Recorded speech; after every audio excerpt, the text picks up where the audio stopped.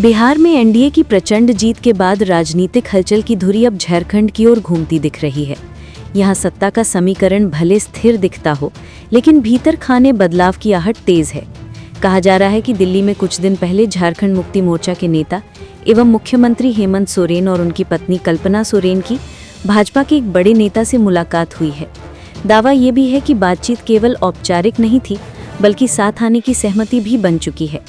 चर्चा तो यहाँ तक है कि डिप्टी सीएम पद पर भी विमर्श आगे बढ़ चुका है और ये भूमिका बाबूलाल मरांडी या चंपाई सोरेन में से किसी एक को दी जा सकती है। झारखंड मुक्ति मोर्चा कांग्रेस और आरजेडी गठबंधन के पास बहुमत सुरक्षित है और असहमति की किसी भी स्थिति में वो अपने दम पर सरकार चला पाने की स्थिति में है।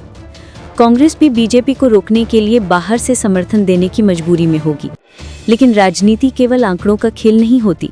ये परिस्थितियों, दबावों और मौके की समझ का खेल भी है। हाल के दिनों में हेमंत सरकार की मुश्किलें बढ़ी हैं, क्योंकि विधानसभा चुनाव के दौरान किए गए कई वादे वित्तीय संकट के कारण अधर में लटके हुए हैं। मैया सम्मान योजना के तहत महिलाओं को 2,500 रुपये प्रतिमाह देने और धान का समर्थन मूल्य बढ़ाकर 3,200 रुपये प्रति क्विंटल करने के वादे को पूरा करने में सरकार को दिक्कत आ रही है। केंद्र की मदद के बिना इन्हें पूरा करना मुश्किल है।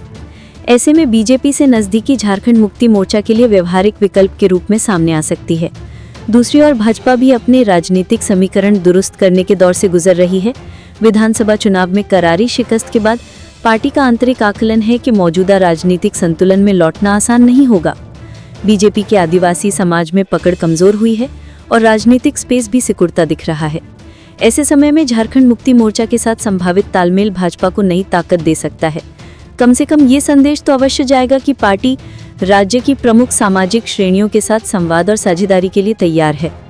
बीजेपी के साथ रिश्ते की चर्चा को हवा इससे भी मिलती दिख रही है कि झारखंड की राजनीति में अरसे से दो विपरीत ध्रुव माने जाने वाले हेमंत सोरेन और बाबूलाल मरांडी पिछले कुछ महीनों से असामान्य रूप से शांत हैं।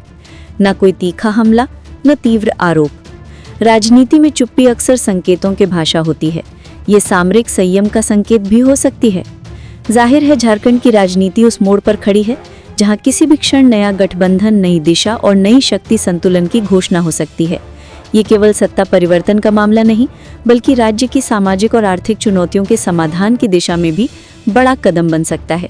फिलहाल शीर्ष स्तर पर चर्चा तेज है और परिवर्तन की आहट भी साफ सुनाई देने लगी है।